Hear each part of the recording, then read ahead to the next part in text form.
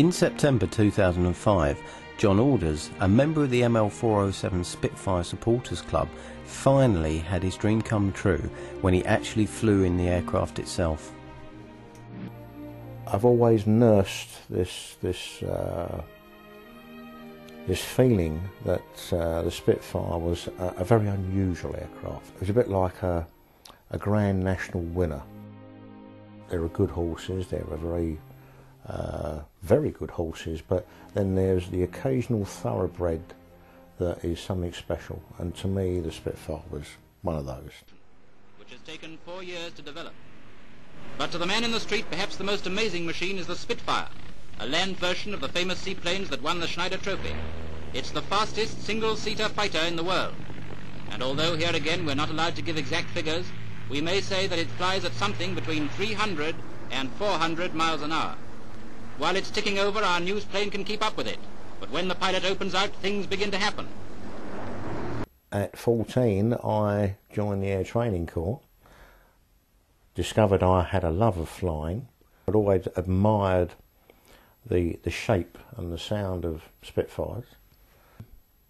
Through the Air Training Corps, I had a lot of opportunities to fly, but sadly not in Spitfires, because by 1950 most of them had been taken out of service.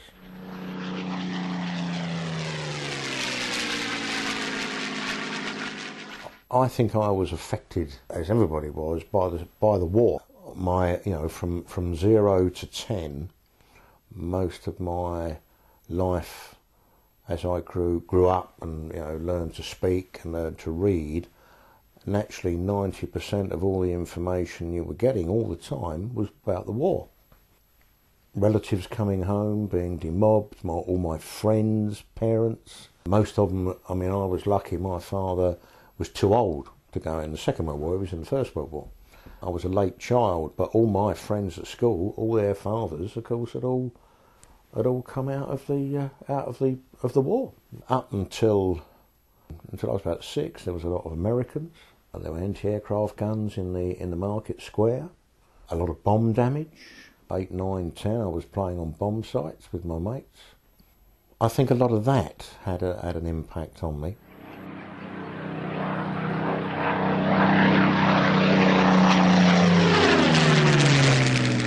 Ironically, there was more hurricanes that contributed to Britain surviving being attacked by Germany than the Spitfire.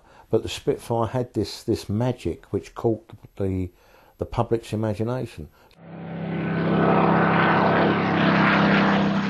I get emotional on November the 11th.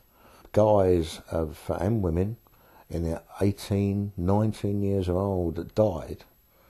For me to have what actually was a very comfortable life, and for that I'm deeply grateful. But somehow the whole thing wraps up in when I see a Spitfire flying. I can't express it any better than that, really.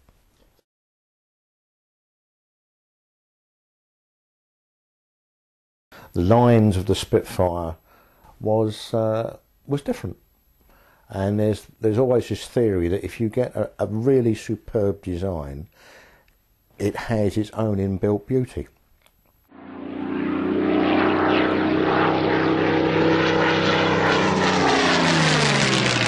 Propeller-driven aircraft have their own distinctive noises, and the Merlin was something very special.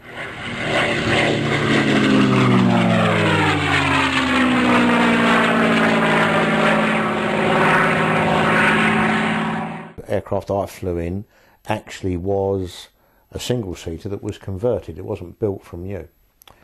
The Spitfire that John flew in is called ML407 and is owned by a pilot called Carolyn Grace. It's currently based in Duxford, and this is where John's day to remember actually happened. Her late husband purchased ML407, must be now maybe even 15 years ago, and saved it from being scrapped. Obviously it wasn't in service with any Air Force at the time. It was owned by another museum, I believe, but it wasn't in flying condition, and he stripped it down, meticulously, got the engine completely refurbished, renewed a lot of parts with original parts, and just got to the point of the aircraft being airworthy, getting its airworthy certificate, and sadly he died in a car accident. And as a tribute to his efforts, his wife, who was also a pilot, carried on. I was a member of the ML407 support group. I was then informed when I was living in Belgium that that flights were available on a very limited basis at a price, at a cost. And then out of the blue we got a letter saying on such and such a date in September in 2005 a flight was available in the aircraft, and were absolutely gobsmacked. We decided to go for it. Well, we had a pre-flight briefing, then we had that was in the office, then we went and walked out to the aircraft, had a briefing in the cockpit, and we had already had data sheets on the layout, so we knew where various instruments were, where the basic controls were. We were told what not to touch. I remember asking the basic question, because I was taught when I was in the Air Training Corps that in a single-seater aircraft, if something does go wrong, the pilot will eject the canopy, turn the aircraft over, you'll undo your seat straps, and then drop out head first and pull the ripcord. And she said to me, if anything happens, he will eject the canopy, and don't wait for it to turn over. You see him climbing out, you go with him, you get out as fast as you can. That was the advice.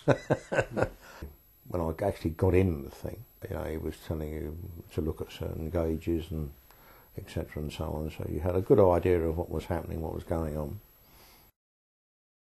Airspeed, ground speed, bank and turn indicators, water temperature, oil temperature, RPM, the RPM rev counter, of course, radio control panel. Oh yeah, undercarriage control was there as well, yeah, because it was a true dual seater, so you could actually fly it from the rear position completely. Oh yeah, no, he's like that. Otherwise the engine overheats.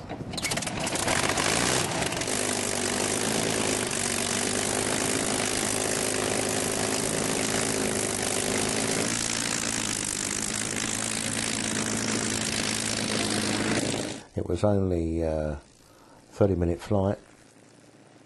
When I took off and we were flying away from Duxford, that I really believed it was actually... The first thing the pilot did was that he said to me, to give you an idea of how responsive this thoroughbred aircraft is, he said one of the first things, if you hear one word in your headphones, which is brake, you immediately, maybe it'd be brake left, brake right, brake port, brake starboard, because you were being attacked. You fling the rudder hard over and the stick the opposite way, and he said you just call it out in your microphone. I show how quick it happened, how fast, and I did, and before I knew it I was looking at the ground.